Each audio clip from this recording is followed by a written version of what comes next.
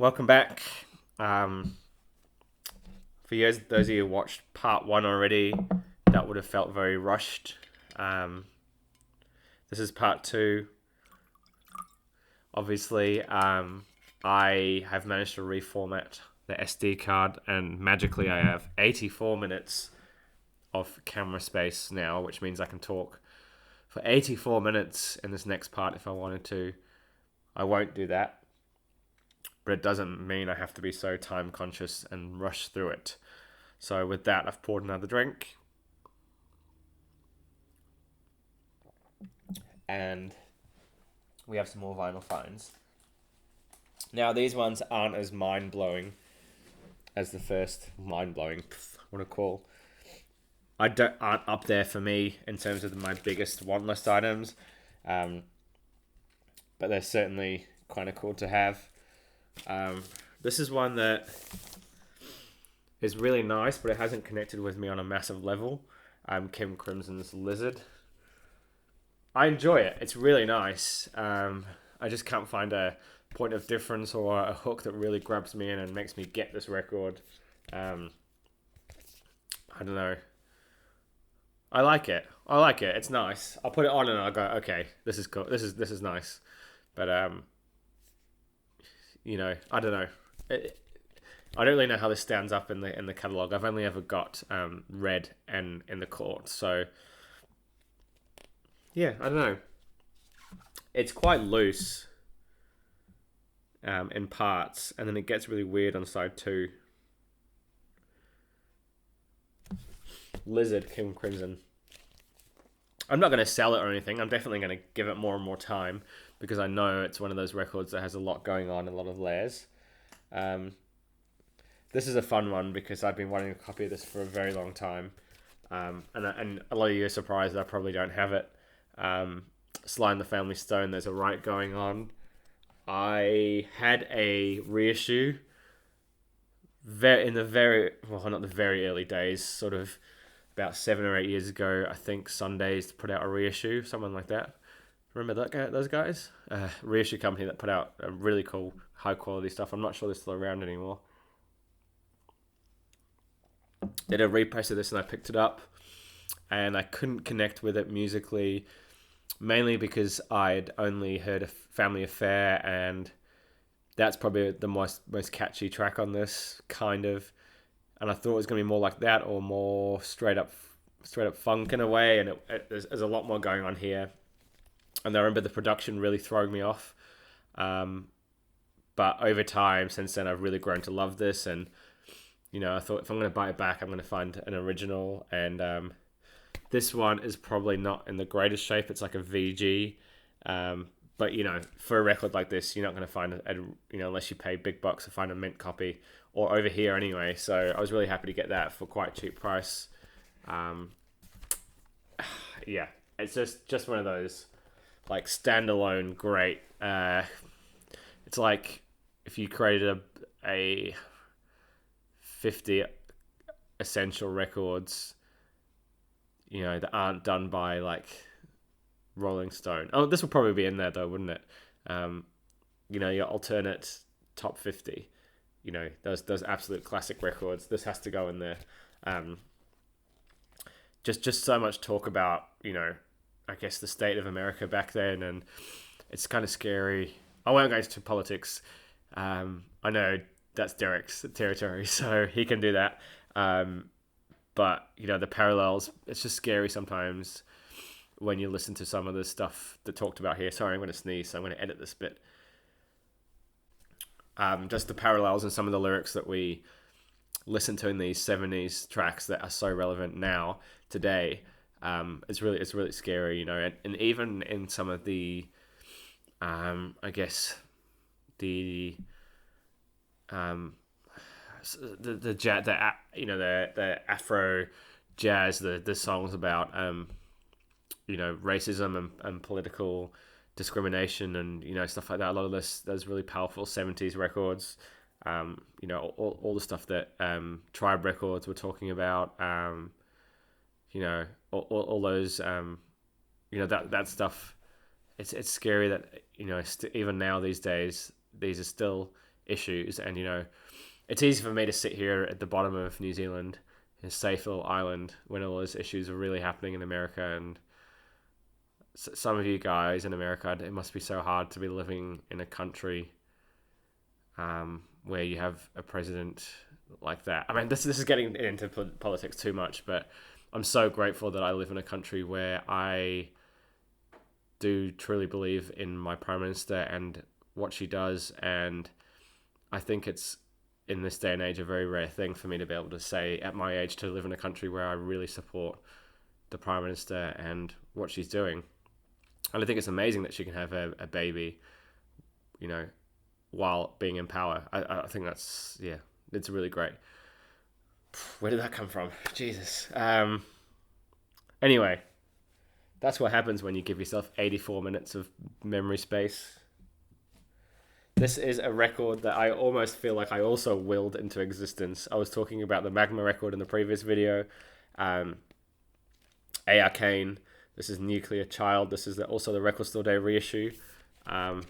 So my history with this album is not very long or deep history, but basically about a year ago, I was just flicking through Spotify and I saw this album was on Spotify, and I was like, oh, I don't know this A.R. Kane record. I've never seen the vinyl. I gave it a listen. I was immediately blown away by it. I was like, this is amazing, Discogs. And they came out on CD. I sent this to my mate Dan, who I do the podcast with. And he immediately was like, this is the coolest thing ever. Why have I never heard this before? And then I was so excited by it that I wrote a review of this album on I host a podcast with Dan called The Good, The Bad, and the LP, and I wrote a review of this album, a mini review on that page. And then 3 days later, after writing the review, this album on Spotify got taken down and basically scrubbed clean from the internet. And I was like, that's so weird that it must have been sitting there for years. And I discovered, I found it, and me and my friend Dan talked about it. I put a post up, and then 3 days later it gets removed, which was very strange. And then in some naive way, I was joking around saying, did we cause this? Did too many people just go, listen to this on Spotify or something? And it went away. It was really weird. So then I was really happy to discover that this was being reissued for Record Store Day. Obviously, the reason they took it down is to do with that. I've noticed quite a few times when albums come off Spotify, they're usually getting reissued. I don't know why that happens, but it's happened to me a couple of times. So yeah, I was really happy this was getting reissued. I almost fell into that category of being stressed about not getting a copy on Record Store Day, to the point where I asked my friend Ben if he saw a copy, could he get one for me? And from my looking around online, only one copy came into New Zealand, as far as I could tell. There's not many record stores here, so and Ben managed to grab it for me, so I was over the moon. Turns out you can get it on Discogs really easily because there wasn't a big enough demand for it anyway, so it's not that big of a deal, but you just don't know these things. So, all good.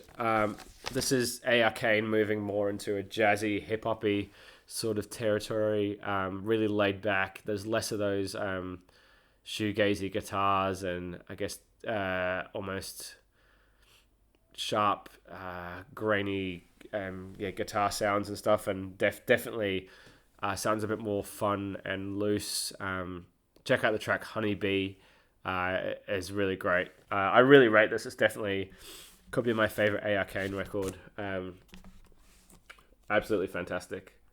I think the songwriting is really great on here too. Now, being a Record Store Day press, you can tell where I'm going to go with this. The quality isn't that great, to the fact where one track actually just starts halfway through the track. It's just cuts into it. It's a 5-minute track, and it misses the first 2 minutes and just cuts straight in. So did nobody listen to the masters or what happened there? I've got no idea. But they cut out a whole track, which is a real shame. I don't know if it's a mistake or what happened there, but that's just typical of quality control these days, I guess. There's nothing really special about the packaging too, which is a shame. It's just thin cardboard, nothing inside.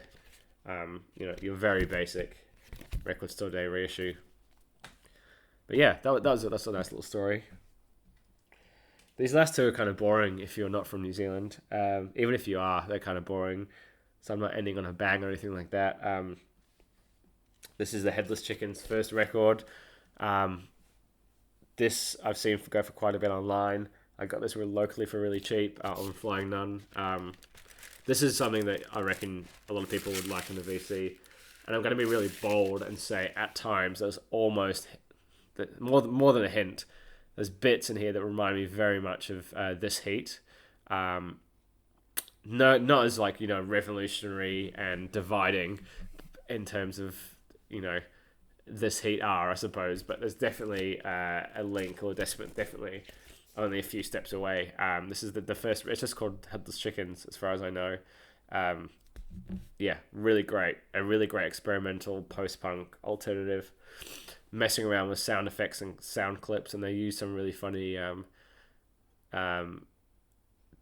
samples from New Zealand radio. It's quite good. I really like this record. It's really grown on me, and yeah, I really enjoy it.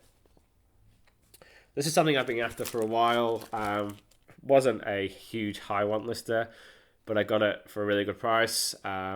This is the first Cake Kitchen EP. So Graham Jeffries of the Cake Kitchen, his brother, well, they were both in This Kind of Punishment. This is the only EP they recorded in New Zealand, as far as I know. And then they went over to Germany straight away. Oh no, yeah, recorded and mixed, and yeah, in New Zealand, I'm pretty sure. Anyway, really good. A mixture of, I guess, shoegazy, grand sounds, and really introspective close-up singing, and yeah, really good. The track to check out is called Dave the Pimp. There we go. So that was that. Another one flies by. Let me know what you think. I've got nothing really to say at the end. I never know how to round these up. I have been watching a lot of videos, mainly while I work. I've been putting them on in the background, which I know isn't, great.